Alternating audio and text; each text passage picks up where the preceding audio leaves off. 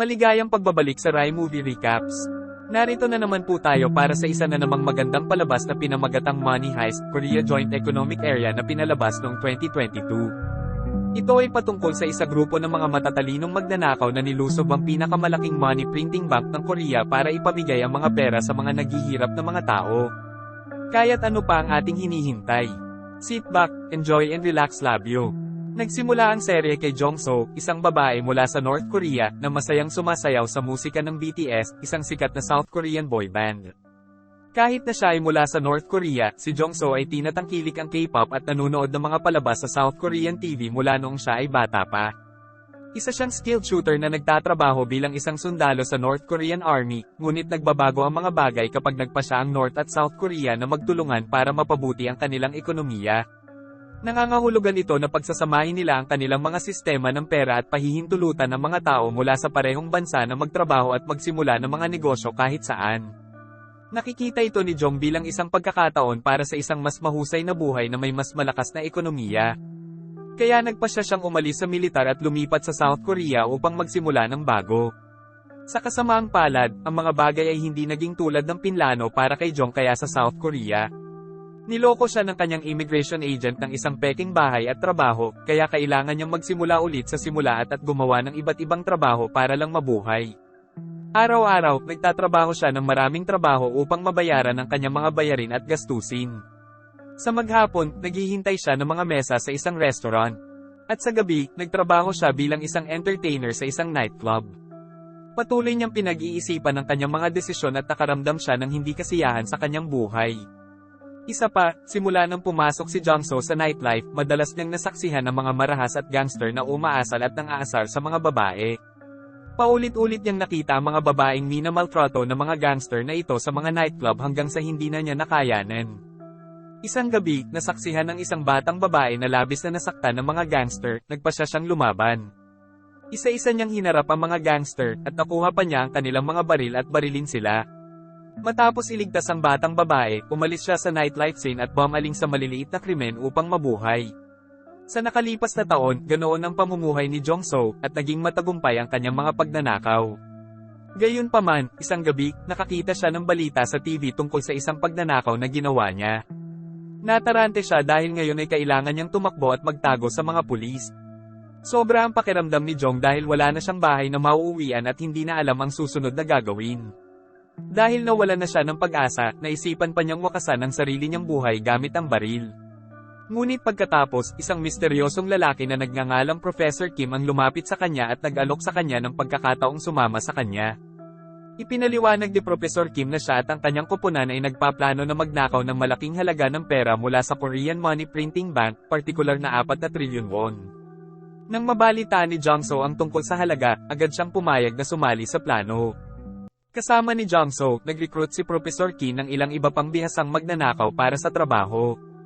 Inatasan niya ang mga ito na gumamit ng mga peking pangalan para ilihim ang kanilang pagkakakilanlan. Isang miyembro, si Raya, ang mananagot sa pag-hack. Si Denver, isang dating manlalaban, ay hahawak ng mga pisikal na gawain. Ang Moscow, ang ama ni Denver, ay mag-aayos ng mga ruta ng pagtakas. Pamamahala ng Nairobi ang mga pagbabalat kayo at paglusot. Sina Helsinki at Oslo, mga mahihirap na individual mula sa isang grupong may alam sa krimen, ay isinakay din. Si Berlin, isang matalinong strategist, ang mag-aayos ng plano.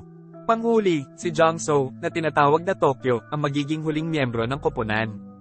Nang mapili na ang mga peking pangalan, mabilis na ipinaliwanag ni Professor Kim ang plano para sa pagnanakaw. Binigyang diin niya na ito ang magiging pinakamalaking sa kasaysayan ng Korea, na tina-target ang Korean Money Printing Bank na kilala bilang ZEB Bank. Pagkatapos ng 5 buwan ng maingat na pagsasaliksik at paghahanda, sinimulan ni Professor Kim at ang kanyang pangkat na isagawa ang kanilang plano. Lumipat ang eksena sa gusali ng ZEB Bank, kung saan dumating si Deputy Director Yong Min sa kanyang opisina para simulan ang kanyang araw. Iniwan niya ang kanyang smartwatch sa drawer bago manood ng mga adult na video. Ang sekretarya ni Yong Min na si Yumi sa lalong madaling panahon, na siya ring may bahay, ay isiniwalat sa kanya na siya ay buntis sa kanyang anak na nakagambala sa kanyang mga plano para sa pagpapalagayang loob sa opisina. Samantala, ang Berlin at ang kanyang koponan ay nagtungo sa ZB Building sakay ng school bus na puno ng mga kagamitan at armas. Si Nairobi at Tokyo, na nasa eksena na, ay nagbigay ng mga update sa sitwasyon. Ito ay isang angkop na araw para sa pagnanakaw dahil ang bangko ay abala sa mga bisita, kabilang ang isang grupo ng mga estudyante sa high school na naglilibot. Nangangahulugan ito na hindi magmadali ang mga pulis o ilagay sa panganib ang mga hostage kapag nangyari ang pagnanakaw. Matapos matiyak na ligtas ang sitwasyon, sinimulan ng Berlin at ng kanyang koponan ang kanilang unang plano na nahijack ang isang money transfer truck at ruta patungo sa ZB Bank. Gumamit ng isang maingat na binalak na diskarte, pinahinto nila ang truck gamit ang isang hadlang at ginulo ang mga komunikasyon ng mga kawani ng bangko. Sa pamamagitan ng pagpapaputok ng ilang putok, pinilit nilang lumabas ng sasakyan ng mga pulis at mga opisyal ng bangko. Pagbibigay ng kontrol sa Berlin at sa iba pa. Nang maalis na ang mga security guard, inutusan nila ang mga ito na isuko ang kanilang mga uniforme at ID para magkaila. Pinayagan nito ang pangkat ng Berlin na makapasok sa bangko nang walang anumang mga hadlang. Sa loob ng bangko, agad na kinuha ng Berlin at ng kanyang mga tauhan ang direktor ng bangko at iba pang opisyal na prenda. Samantala, nagsimulang mang-alap ng mga hostage ang Tokyo at Nairobi, at tinipon nila sila sa isang lugar. Natuklasan ng Tokyo ang isang babaeng estudyante na nagngangalang Anki na nagtatago sa banyo. Kasabay nito, nahack ni Rio ang sistema ng seguridad ng bangko na hinaharangan ng lahat ng labasan upang maiwasang makatakas ang sinumang bihag. Matapos ay round up ang lahat ng mga hostage, mabilis silang piniringan ni Berlin at ang kanyang koponan at inalis ang kanilang mga cellphone. Samantala, sina Rio, Denver, at Moscow ay nagsimulang mag-drill sa bank vault upang maabot ang pera sa loob. Gamit ang mga kasanayan ng Moscow, na-deactivate nila ang alarm system ng safe at binuksan ang pinto nito. Nang makita nila ang dami ng pera sa loob, ipinagdiwang nila ang kanilang matagumpay na pagnanakaw. Nang matapos ang unang yugto, ang Berlin, na nangunguna sa operasyon, ay nakipag-ugnayan kay Professor Kim upang ipaalam sa kanya ang kanilang pag-unlad. Habang isinagawa ng pangkat ng Berlin ang pagnanakaw, ginabayan sila ni Professor Kim mula sa isang malayong lokasyon. Kasunod nito, nag-trigger ang Berlin ng maling alarma sa seguridad para ilabas ang mga pulis sa pinangyarihan. Nakahanda ang Tokyo at ang iba pa sa pasukan, nagpaputok ng babala upang pigilan ng mga pulis nang hindi sila nasaktan. Gayunpaman, nang hindi inaasahang dumating ang mga pulis, sinimulan nilang barilin ang mga magnanakaw na ikinasugat ni Rio. Mabilis na tumugon, gumamit ang Tokyo ng mga smoke bomb upang magbigay ng takip at ligtas na maibalik si Rio sa gusali. Matapos i-secure ang gusali at abisuhan ng pulisya, inutusan ni Nairobi at ang iba pa ang mga bihag na magsuot ng katulad ng mga damit upang makisama. Binigyang diin ng Berlin sa mga bihag ang kahalagahan ng manatiling kalmado at hindi lumaban upang maiwasan ang sinumang masaktan. Ang balita ng pagnanakaw ay kumalat sa iba't ibang mga channel ng media na nag-udyok sa mga awtoridad ng North Korean at South Korea na magplano ng tugon. Isang lalaking opisyal na nagngangalang Yoon Chung-soo ang napili upang mamuno sa operasyon ng paghuli, habang ang isang babaeng punong negosasyon na nagngangalang Sun Mujin ay itinalaga upang pangasiwaan ang mga negosasyon. Makikipagtulungan si Mujin kay North Korean Police Chief Cha Moo-hyuk sa misyong ito. Nang marinig ang tungkol sa paglahok ng South Korea negotiator, sarkastikong tinanggihan ni Moo-hyuk ang desisyon, sa paniniwalang ang negosasyon ay hindi kailangan para sa isang kaso ng pagnanakaw. Gayunpaman, sina Woojin at Chung-soo ay sumang-ayon na unahin ang negosasyon bilang unang hakbang, isinasaalang-alang ang kaligtasan ng mahigit 50 hostage na nasa panganib. Habang kausap ni Woojin si Professor Kim, sinubukan ng mga pulis na i-trace ang boses niya para malaman kung sino siya. Gayunpaman, ginamit ni Professor Kim ang teknolohiya ng voice modulation. Kaya hindi nila siya matrace. Kahit na nakiusap si Woojin na palayain ang mga hostage, tumanggi si Professor Kim at maling iginiit na 4 lamang ang magnanakaw. Habang lumalalim ang gabi, nagpahinga si Woojin kasama ang kanyang kasamahan na si Dongkol upang pag-usapan ang kanilang plano sa pagharap sa pagnanakaw ng ZEB Bank. Bigla silang nagulat ng isang malaking grupo ng mga pulis ang palihim na pumasok sa bangko para tambangan. Nang makita ito, pumunta si Woojin kay Chung-soo, nagpahayag ng pag-aalala tungkol sa mapanganib na sitwasyon. Ipinaliwanag ni Chung-soo na si Moo-hyuk ang nagplano ng pananambang sa pag-aakalang 4 lamang ang sangkot na magnanakaw. Gayunpaman, binalaan siya ni Woojin na baka ito ay isang bitag na ginawa ng mga magnanakaw. Sa kabila ng kanyang babala, iginiit ni Chung-soo na sundin ang plano ni Moo-hyuk at hinikayat si Woojin na umalis. Habang si Chung-soo at ang kanyang koponan ay abala sa pagpaplano ng pananambang, nagpasya si Woojin na maghapunan kasama ang kanyang kasintahan na si Suno. Lingid sa kanyang kaalaman, si Suno pala talaga ang utak sa likod ng robbery operation na iniimbestigahan niya. Bago ang kanilang relasyon, alam ni Suno ang papel ni Woojin bilang punong negotiator para sa pulisya ng South Korea na naglalayong gamitin ang kanilang relasyon upang makakuha ng impormasyon ng tagaloob sa kaso. Samantala, naghahanda na ang Berlin at ang iba pang mga tulisan para harapin ang Special Forces Unit na ipinadala ni Muyok. Maingat nilang pinlano ang kanilang diskarte sa pagtatanggol, inaabangan kung saan maaaring pumasok ang mga espesyal na puwersa upang harangan ang kanilang pagsulong. Bukod pa rito, inutusan nila sina Direktor Yong Min at An Kim na gumawa ng live na broadcast na ipinaalam sa pulisya na pareho ang pananamit ng mga hostage at mga tulisan, at hinihimok ang pulisya na iwasan ang mga aksyon na maaaring maglagay sa mga hostage sa panganib. Nang malaman ni Chung So na si An Kim, ang anak ng US Ambassador, ay kabilang sa mga hostage, agad niyang inutusan ng mga espesyal na puwersa na umatras.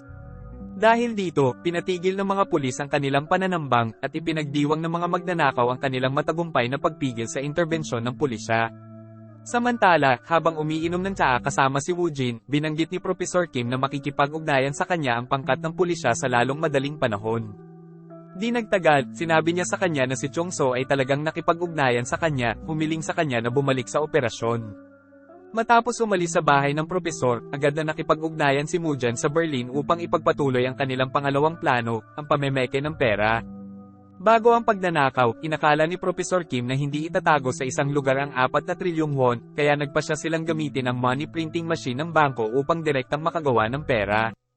Ang matalinong planong ito ay gagawin ng kanilang pagnanakaw na isa sa mga pinaka-revolusyonaryong krimen sa kasaysayan.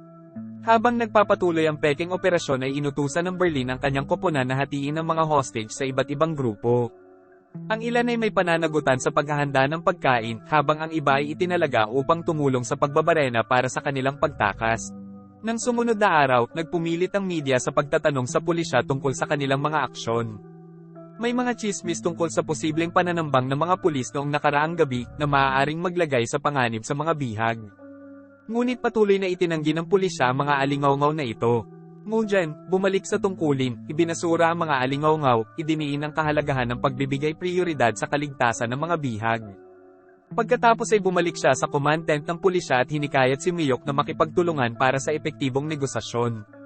Kinikilala ang kahalagahan ng mga kasanayan sa negosasyon ni Woojin, pumayag si Muyok na makipagtulungan sa kanya. Nang maglaon sa araw na iyon, nang tawagan ni Woojin ang propesor, ginabayan niya ang pag-uusap patungo sa mga personal na paksa. Mula sa palitan na ito, inferred ni Muja na maaaring mawalan ng kumpiyansa ang mga magnanakaw at kailangan na nilang lumabas para sa karagdagang supply. Gayunpaman, sinadya ni Professor Kim ang maliit na usapan upang maantala hanggang sa matapos ang proseso ng pag-imprenta ng pera.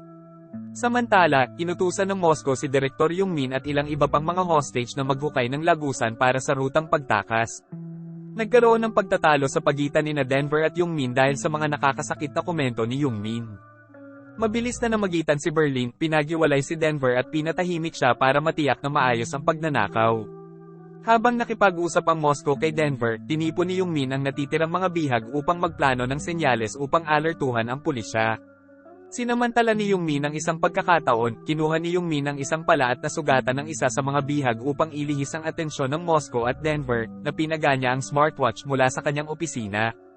Gayunpaman, ang Tokyo, na nagpapatrolya sa lugar, ay naobserbahan ang mga aksyon ni Yong Min at iniulat ang mga ito sa Berlin. Bilang tugon, tinipon ng Berlin ang mga hostage at hinati sila sa dalawang grupo, North Korean at South Korean.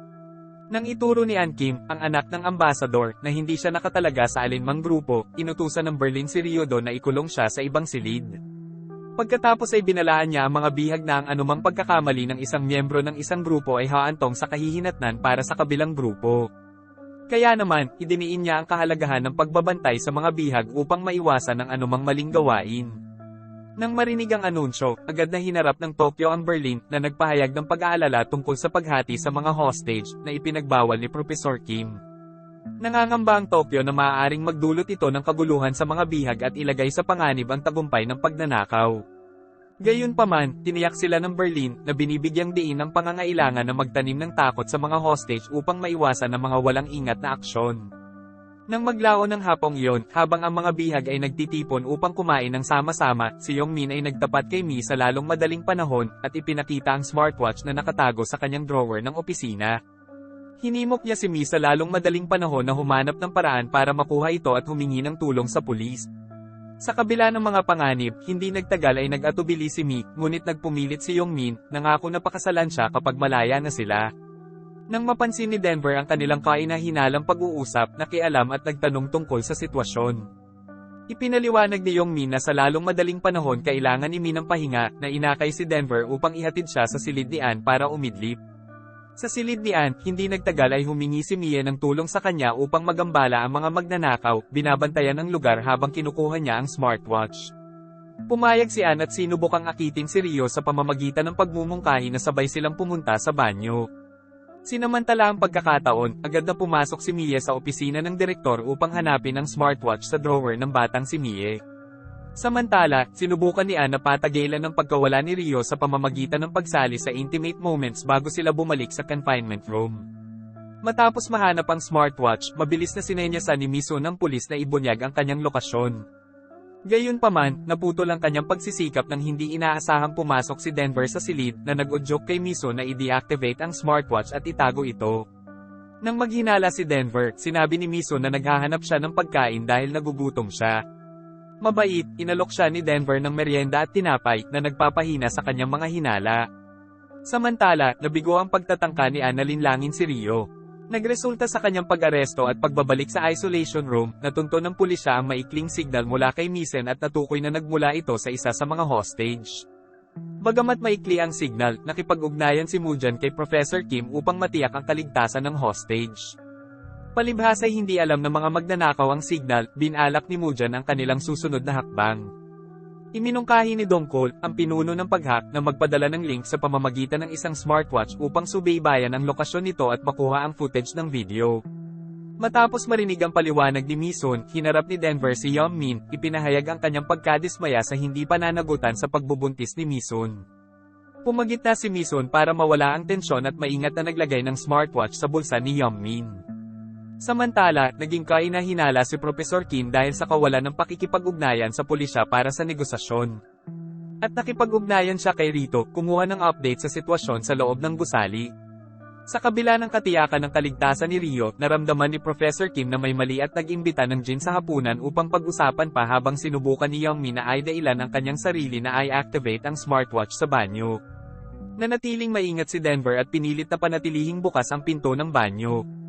Ang paghihinala sa kabataan ay nangangahulugan ng mga intensyon. Pansamantala, nakipagkita si Mujin kay Sunho, na kilala rin bilang Professor Kim, upang magkaroon ng mga sandwich at makipag-chat. Sinubukan ni Professor Kim na mang-alap ng impormasyon tungkol sa kaso ng pagnanakaw mula kay Mujin, ngunit ang kanyang mga pagtatangka ay hindi nagtagumpay. Sa isang pagkakataon, nakatanggap si Woo Jin ng tawag mula sa pangkat ng pulisya, na nag-udyok kay Professor Kim na magpanggap na umalis upang makinig sa kanyang pag-uusap. Ipinaalam ni Dongchul kay Woo Jin na matagumpay silang nakapagpadala ng link at natap ang tunog mula sa smartwatch ni Yongmin. Gayunpaman, nang mapansin ni Woo Jin si Professor Kim na nakikinig sa kanyang tawag, bigla niyang tinapos ang pag-uusap at kinwestiyon ang motibo nito. Sinabi ni Professor Kim na nag-aalala lang siya sa kaligtasan ni Woo Jin at nag-aalala na baka may kinalaman siya sa ibang tao. Pagkaalis ni Rujan, agad na nakipag-ugnayan si Professor Kim kay Berlin at ipinaalam sa kanya ang tungkol sa smartwatch na pagmamay-ari ng isa sa mga hostage. Bilang tugon, inutusan ng Berlin ang koponan na tipunin ang lahat ng mga hostage at magsagawa ng mga individual na paghahanap. Dahil dito ay kinabahan si Jungmin, kaya pinakiusapan niya si Misen na i-distract ang mga gwardya habang ina-activate niya ang kanyang smartwatch. Dahil dito, hinarang ng pulisya ang mga pag-uusap at sinusubaybayan ang mga kaganapan sa loob ng gusali sa pamamagitan ng smartwatch. Maingat na ipinasa ni Jungmin ang smartwatch kay Misen, na tumulong sa kanya na maiwasan ang pagtuklas habang inis kanya ang bawat hostage gamit ang isang metal detector. Nang turn na ni Misun, nag-iingat si Yongmin para maiwasang ma-detect ang relo. Sa kasamaang palad, nahuli ng Berlin ang planong ito na nag-udyok sa kanya na i-scan muli si Misun. Sa una, halos naiwasan ni Nisan ang pagtuklas ng Berlin, ngunit sa kanilang sorpresa, ang smartwatch ay nawala mula sa kanyang mga damit na humantong sa Berlin upang utusan ang kanyang koponan na parusahan siya. Agad na sinira ng Berlin ang relo na pinutol ang signal ng pagsubaybay ng pulisya. Gayunpaman, nakuha pa rin nila ang video footage ng mga kaganapan sa loob ng gusali. Nang matanggap ang ulat tungkol sa relo, mabilis na nakipag-ugnayan si Professor Kim kay Woo Jin na nagbabala na hindi niya kukonsintihin ang pag-ulit ng mga naturang insidente. Sa kabilang banda, nakaramdam ng inis, agad na inutusan ni Berlin si Denver na patayin si Misen. Gayunpaman, tumanggi si Denver na isiniwalat na buntis si Misen. Sa kabila ng pakiusap ni Denver, iginiit ng Berlin ang pagbitay kay Misen na iniwan ng Denver na walang pagpipilian kundi sumunod. Agad akong dinala sa isang kwarto. Tinanong siya ni Denver tungkol sa kanyang pagbubuntis na pinasimula ng galit sa mga kasinungalingan at pagmamanipula ng miso sa kanyang damdamin. Mamatay na pinaputukan siya ng baril ni Denver na ikinagulat ng Tokyo at ang mga hostage na ikinagulat ng miso. Bigla ang kamatayan. Pagkatapos ay lumapit si Berlin kay Yongmin na kinikilala siya bilang mastermind sa likod ng mga kaganapan. Gayunpaman, pinili ng Berlin na huwag parusahan siya kung isa sa alang-alang ko, ang kamatayan sa lalong madaling panahon bilang sapat na parusa upang magtanim ng takot sa mga hostage. Nang malaman ito, sinimulan ng iba pang mga hostage na sisihin si Yongmin sa kalunos-lunos na sinapit ni Mi. Pumasok si Berlin sa silid kung saan dapat pinatay ni Denver si Mi sa lalong madaling panahon upang kumpirmahin ang kanyang pagkamatay. Ang Tokyo, na hindi sumasang-ayon sa mga aksyon ng Berlin, ay isinasaalang-alang na ipaalam kay Professor Kim ang tungkol sa krimen ng Berlin. Gayunpaman, namagitan ng Berlin na hinihimok ang Tokyo na huwag guluhin ang kanilang plano sa pagnanakaw na pinaniniwalaan niyang kailangan na magpatuloy ng maayos. Nang makipag-ugnayan si Professor Kim sa Berlin, nagpasya siyang itago ang pagkamatay ni Misun na nagsasabi na nagbigay lamang siya ng babala sa mga bihag. Pagkatapos ay inutusan niya si Raya na i-trace ang data sa nakitang smartwatch para makita kung anong impormasyon ang nakuha ng pulis. Dahil sa pagkabigo sa ginawa ng Berlin, lumapit ang Tokyo sa Denver upang suriin ang katawan ni Misen. Sa sorpresa ni Tokyo, natuklasan niya na si Misen ay nagpapanggap na patay na. Sadyang binaril siya ni Denver sa binti para linlangin si Berlin sa paniniwalang patay na siya. Nang makita ang malubhang pinsala ni Misen, ginamon ng Tokyo ang kanyang mga sugat.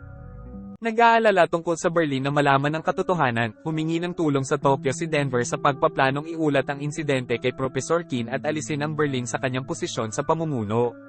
Gayunpaman, bago harapin ang Berlin, kailangan nilang alisin ang Helsinki at Oslo dahil inakala ng Tokyo na susuportahan nila ang Berlin.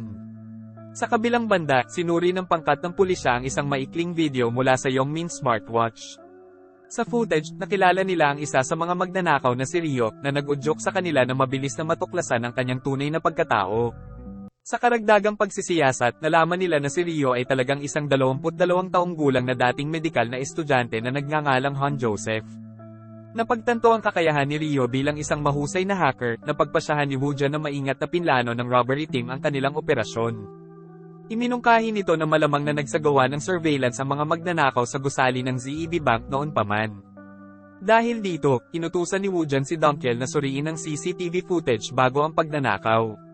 Samantala, nakatuon ang Moscow sa paghuhukay ng ruta ng pagtakas para sa robbery team. Lumalabas na ang rutang pagtakas na unang hinukay ng mga bihag ay isang diversyon lamang na binalak ng mga magnanakaw para maabala ang mga pulis sa kanilang pagtakas. Matapos barilin si Misen, tumaas ang tensyon sa mga hostage na humantong sa Moscow na walang kamalayan sa insidente upang maging kaina-hinala. Hiniling ng Berlin kay Denver na ipaliwanag ang sitwasyon sa Moscow, ngunit iniwasan ni Denver ang pag-uusap upang maiwasang masangkot sa pagpatay. Nang biglang umalis ang Tokyo, sinabi ni Denver kay Oslo na sundan siya. Gayunpaman, napansin ng Tokyo si Oslo na nakabuntot sa kanya, at sa tulong ni Denver, kinuha ang pagkakataon na harapin at talunin siya.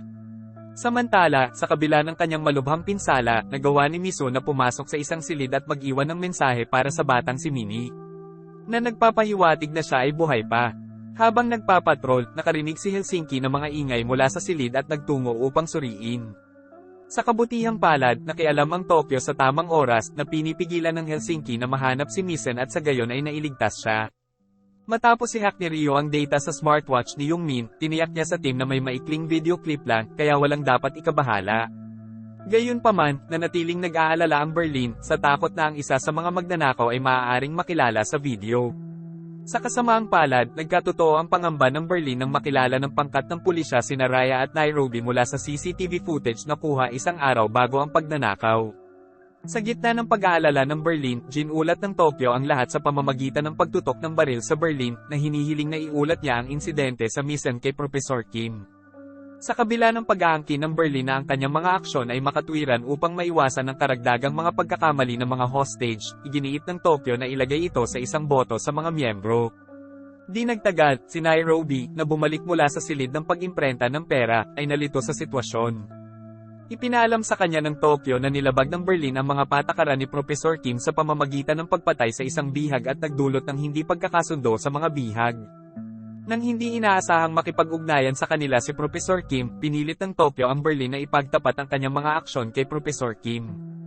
Kinailangang aminin ni Berlin ang kanyang mga aksyon, na umamin na nakapatay siya ng isang hostage dahil ang kanilang pag-uugali ay naglagay sa panganib ng pagnanakaw. Si Professor Kim, nang marinig ang pag-amin ni Berlin, ay halatang nagulat dahil paulit-ulit niyang idiniin na walang sino man ang dapat saktan. Nang hihinayang, kinailangang sabihin ni Professor Kim sa koponan na nakilala ng pulisya ang Rio at Nairobi. Ang balitang ito ay nagdulot ng gulat sa mga magnanakaw, lalo na si Rio, na natakot na malaman ng kanyang pamilya ang kanyang pagkakasangkot.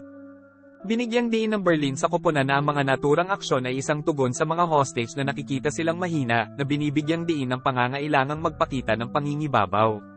Sumang-ayon si Nairobi sa pananaw ng Berlin, habang ang Rio ay lalong nababalisa. Nahumantong sa isang paghaharap kay Denver. Ang argumentong ito ay hindi sinasadyang nagsiwalat ng papel ni Denver sa pagkamatay. Ang pag-alis sa Moscow, ang kanyang ama, ay nakaramdam ng matinding panghihinayang. Sa kabila ng mga paliwanag ni Denver, nabigo si Moscow, pinagalitan siya. Sa hindi inaasahan, tahimik na binuksan ng Moscow ang pangunahing pinto ng gusali ng bangko, na nagpaplanong iharap ang sarili sa pulisya. Nang makita ito, inutusan ni Mujan ang mga espesyal na puwersa na lumapit upang suriin ang sitwasyon. Si Denver, na nag-aalala sa kaligtasan ng kanyang ama, ay nagmamadaling sumunod sa Moscow upang pigilan siya sa pagsuko. Sinadya ng Moscow na aminin ang pagpatay ng mag-isa upang maligtas si Denver sa parusa, ngunit iginiit ni Denver na hindi siya nakagawa ng anumang pagpatay sa panahon ng pagnanakaw. Sa pagmamasid dito, gumawa ang Berlin ng isang plano upang protektahan ang Moscow at Denver. Inutusan niya si Yongmin at ilang mga hostage, kasama ang Tokyo, na umalis sa gusali upang pigilan ang mga pulis sa pagbaril. Bumangon ang pagkalito nang lumitaw ang mga bihag, na naiwan kay Woojin at sa pulisya na hindi sigurado kung sino ang mga tunay na magnanakaw. Tinago ng Tokyo ang Moscow gamit ang isang maskara at ipinaalam sa kanya na si Misun ay buhay, na ikinagalit ni Raya at humantong sa isang pagtatalo kay Denver. Nang makita ang alitan, kinuha ni Yongmin ang baril ni Raya at itinutok ito sa Tokyo. Sa maling pag-aakalang may lumalaban, binaril ng pulis si Yongmin. Nang mapagtantong binaril nila si Yongmin, ang direktor ng Money Printing Bank, si Woojin, at ang pangkat ng pulisya ay nasa isang mahirap na sitwasyon. Inutusan ng Tokyo ang iba na dalhin si Yongmin sa loob ng gusali, at hiniling kay Ryoto na tumulong sa pagpapagamot sa kanya, alam ang medikal na background ni Raya. Samantala, nakipag-ugnayan si Woojin kay Professor Kim na hinihimok siyang ibigay si Yongmin sa pulisya para sa agarang pangangalagang medikal. Gayunpaman, tumanggi si Professor Kim, kaya humingi ng permiso si Woojin para sa mga medical personnel na makapasok at maoperahan si Yongmin. Matapos matanggap ang pag-aproba mula kay Professor Kim, si Miyok ay gumawa ng plano para sa kanya na pumasok na nakabalat kayo bilang bahagi ng medikal na pangkat. Ipinaalam ni Professor Kim ang Berlin tungkol dito. Bagamat sa una ay hindi sigurado ang Berlin dahil sa mga panganib na kasangkot. Sa gitna ng kaguluhan, dinala ni Denver ang Moscow sa silid kung saan nakakulong si Misen upang patunayan na siya ay buhay. Nang makita ang kalagayan ni Misen, nakaramdam ng panghihinayang ang Moscow at Denver, ngunit hindi sila nakakilos habang nanatili ang Berlin sa pamamahala. Hindi nagtagal, dumating sina Rio at Tokyo upang tasahin ang tama ng bala ni Misun. Iminungkahi ng Tokyo na magsagawa ng operasyon si Rio kay Misun nang dumating ang medical team, ngunit tumanggi si Rio sa takot sa reaksyon ng Berlin sa insidente. Nang magising si Misun, nagtanong siya tungkol sa pagdating ng medical team, na humantong kay Denver na ibunyag ang pagbaril kay Yongmin. Nang malaman ito, binigyan ni Misun si Denver ng note na ipapasa kay Yongmin. Kasabay nito, nagkaroon ng plano si Woojin at ang police team na gamitin ang Yongmin surgery bilang diversion. Nilalayo nilang payagan ng mga espesyal na puwersa na makapasok sa gusali sa pamamagitan ng sistema ng bentilasyon nang hindi napapansin. Inutusan ni Woojin ang medical team na pahabain ang operasyon para mabigyan ng mas maraming oras ang special forces na makapasok ng ligtas. Ang kanilang pangunahing layunin ay upang matiyak ang kaligtasan ng mga hostage bago maglunsad ng pag-atake sa mga magnanakaw. Bago pumasok sa gusali kasama ang medical team, nagsuot si Miyok ng surveillance goggles upang subaybayan ang paggalaw ng mga magnanakaw. Sa pagpasok ni Miyok at ng medical team, sinabihan ng Tokyo ang mga hostage na magsuot ng mask at tanggapin sila. Napansin ng mga magnanakaw ang salaming mata ni Miyok ngunit hindi nila ito pinansin, sa pag-aakalang ito ay regular na salamin. Sa halip, nag-focus sila sa paghahanap kay Woojin. Samantala, tahimik na pumasok ang mga espesyal na puwersa sa gusali sa pamamagitan ng ventilation shaft na nakasuot ng mga damit na katulad ng mga magnanakaw upang maiwasang makita. Sa panahon ng operasyon ni Youngmin, maingat na pinanood ng Berlin ang mga kilos ni Muyuok at naging kainahinala. Iginiit ng Berlin na si Muyuok ang pumalit sa operasyon, na naging dahilan upang ipakita ni Muyuok ang kanyang tunay na pagkakakilanlan bilang isang pulis. Sinasabing ito ay bahagi ng karaniwang pamamaraan ng seguridad. Dahil sa pag-amin na ito, pinagdudahan ni Professor Kim si Miyok, kaya inutusan niya si Ryodo na bantayan siya. Samantala, sinimulan ng mga espesyal na puwersa ng pulisya ang kanilang lihim na pagpasok sa pamamagitan ng mga lagusan ng cafeteria. Maingat na nagtipon si Denver ng mga medikal na supply na nagsenyas sa Berlin at sa iba pang mga tulisan. Sa kalaunan ay napansin ni Professor Kim ang surveillance camera sa mga salamin ni Miyok, pinaghihinalaan na ang mga pulis ay nakalusot sa ibang lugar. Inalerto niya ang koponan sa field at na-activate ang kanyang backup plan. Habang naghahanda si Miyok at ang medical team na umalis, napansin nilang nagbago ang mga maskara ng mga hostage na nagdulot ng gulat. Nang makita ito, inutusan ni Woojin ang mga espesyal na puwersa na itigil ang kanilang paglusot. Habang sinuri ng Tokyo, Nairobi, at Oslo ang bawat silid upang matiyak na nakaalis na ang mga espesyal na puwersa ng pulisya, inihatid ni Raya ang mensahe na nagtagumpay ang palihim na operasyon ni Professor Kim. Inutusan ni Professor Kim si Ryoto na harangin ang cellphone ni Muyuok sa checkpoint ng seguridad sa main door. Walang kamalay-malay sa pagharang, bumalik si Muyuok sa tolda ng pulisya, hindi alam ang pagbabantay ng mga magnanakaw. Nang makaalis na ang medical team, inutusan ng Berlin ang kanyang team na i-escort ang mga hostage pabalik sa holding room. Sa pagmamasid sa kaina-hinalang pag-uugali ni Raya, naging maingat ang Berlin at pinaghihinalaang may itinatago si Ryo. Samantala, inihanda ni Denver at Moscow si Misen para sa operasyon sa pamamagitan ng pagbibigay ng anesthesia. Gayunpaman, natuklasan ng Tokyo na pinigil ng Berlin si Raya para sa maaari niyang ipagpatuloy ang operasyon at tanungin siya tungkol sa kanilang mga lihim na plano. Sa kabilang banda, tinanong ni Misen ang kalagayan ni Youngmin. At iyon ay tumugon sa kanyang naunang mensahe na humantong kay Denver na may damdamin para kay Mison upang gumawa ng isang tugon, sinabi na natanggap ni Youngmin ang sulat. Di nagtagal, pumasok sina Berlin at Helsinki sa silid na may masamang intensyon kay Mison na nag-udyok kay Denver na pumasok at protektahan siya. Biglang na-seizure si Mison dahil sa lumalalang tama ng baril. Nang makita ang sitwasyon, agarang inutusan ng Tokyo na alagaan si Mison at magsagawa ng operasyon. Bagamat noong una ay nag-alinlangan si Raya dahil sa kanyang takot sa dugo, kalaunan ay nagpasya siyang ituloy ang operasyon. Matapos ang matagumpay na operasyon sa Misen, natuklasan ng Tokyo si Raya sa banyo, kitang-kita ang pagkabalisa at pagsusuka, at sinubukan siyang aliwin. Nabatid sa kanilang pag-uusap na si Ryo ay takot sa dugo mula pa noong siya ay bata, ngunit nakaramdam ng pressure na maging isang doktor, dahil ang kanyang mga magulang ay nasa propesyon na iyon. Ang pagpapalaki na ito ay naging dahilan upang magrebelde si Ryo sa kanyang mga magulang at umalis ng tahanan upang ituloy ang kanyang sariling mga interes. Samantala, si Misen, na nagising, ay natagpuan si Denver sa kanyang tabi na nag-aalok ng kanyang suporta. Dahil sa pasasalamat sa pangangalaga ni Denver, nagsimulang magkaroon ng damdamin si Mison para sa kanya. Nang marinig na buhay si Mison, gamaan ang pakiramdam ni Professor Kim at inutusan ng Tokyo na kunin ang operasyon ng pagnanakaw. Inutusan din niya silang panatilihing nakakulong ang Berlin sa isang silid dahil nilabag niya ang mahahalagang tuntunin. Kasabay nito, nagsimulang talakayin ng mga news outlet ang insidente ng pamamaril ng pulisya at sinisi si Woojin, ang pinuno ng operasyon, sa hindi pagtiyak sa kaligtasan ng mga bihag. Pagod sa mga pangyayari sa maghapon, umuwi si Woojin upang alagaan ang kanyang mag-ina ng mag-isa.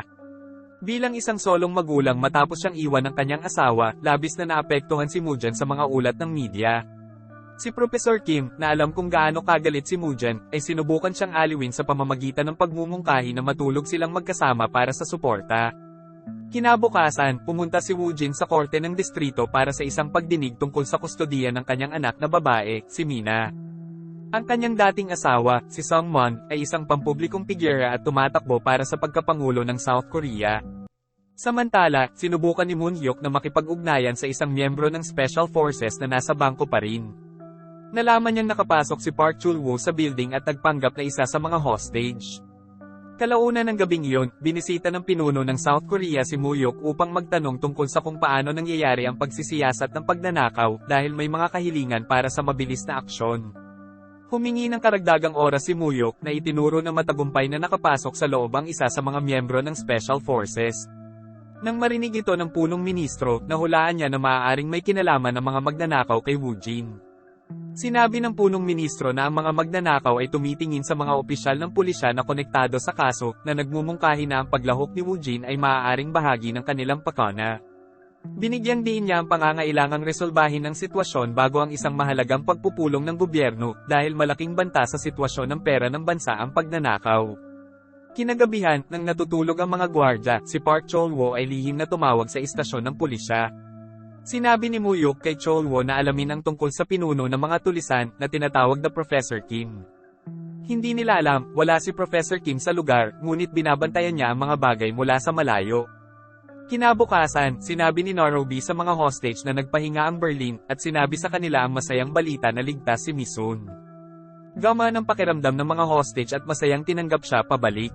Tila mas kalmado si Nairobi kaysa sa Berlin at hinayaan niyang magpahinga ang mga may sakit na bihag.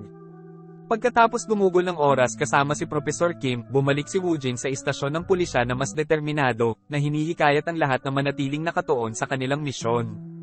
Nakipag-chat siya kay Professor Kim, nagtatanong ng mga simpleng tanong tulad ng kung ano ang almusal niya.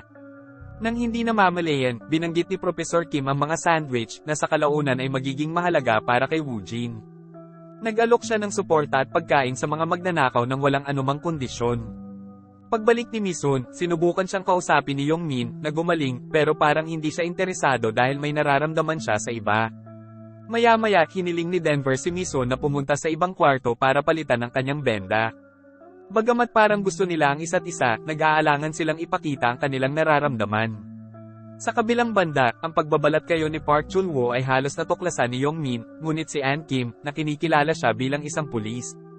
Mabilis na inilihis ang atensyon ni Yongmin. Si Park Chulwo, alam niyang anak ng US Ambassador si An Kim, ay nagtanong tungkol sa isang magnanakaw na kilala bilang isang propesor. Sinabi ni An Kim na hindi niya narinig ang gayong magnanakaw, ngunit alam niya kung sino ang bihag at kung sino ang makakatulong sa kanila. Samantala, tiningnan ni Woo Jin ang listahan ng mga pagkaing nakaplanong ihatid sa gusali. Nang mapansin niyang nawawala ang mga sandwich, napagtanto niyang wala si Professor Kim sa gusali ng bangko. Pagkatapos ay sinabi ni Woo Jin kay Muyok at sa iba pang mga opisyal, ikaw. Sa pag-iisip na si Professor Kim ay maaaring nag-uutos sa mga magnanakaw mula sa ibang lugar. Si Professor Kim, nang marinig ang kanilang usapan, ay lalong nag-alala. Natarante siya nang sabihin ni Woo Jin kay Domkol na subaybayan ang kotseng nakita sa CCTV ng bangko. Binalaan ni Professor Kim si Rio na ang mga pulis ay nakatuon sa paghabol sa kanya. Inilalagay siya sa panganib. Samantala, sina Park Chulwo at An Kim ay nagpunta upang makipag-usap kay Mi sa lalong madaling panahon tungkol sa pinuno ng pagnanakaw. Si Yongmin, nang makita si Park Chulwo na dinadala si Mi sa lalong madaling panahon, inakala ang pinakamasama. Iniisip na baka iniistorbo siya ni Park Hulo. Nagmamadaling pumunta sa kwarto ni Misun, sinubukan ni Yongmin na buksan ang pinto ng pilit, gumawa ng ingay na nagpa-alerto kay Helsinki. Sa kabutihang palad, pumasok si Oslo nang papalapit si Helsinki, na ginulo siya. Sa pagtitipon ng lahat, tinanong ni Professor Kim si Helsinki tungkol sa kotse na ginamit sa pagnanakaw. Inamin ni Helsinki na binayaran niya si Hejongjae para maalis ang sasakyan. At dito na nagtatapos ang palabas natin para sa araw na ito. Maraming salamat sa panunood.